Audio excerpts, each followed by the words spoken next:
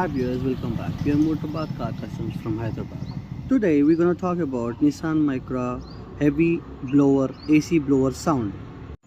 As many people get confused to locate this AC duct and the AC blower section which is lie under this dashboard. For many cars this AC duct stays under this dashboard itself but near the glove box. For this, especially for this Micra or Nissan or Renault cars, it is there under this tape record. To remove that, you need to open the half dashboard and the clutch, and you need to check what not need to be open.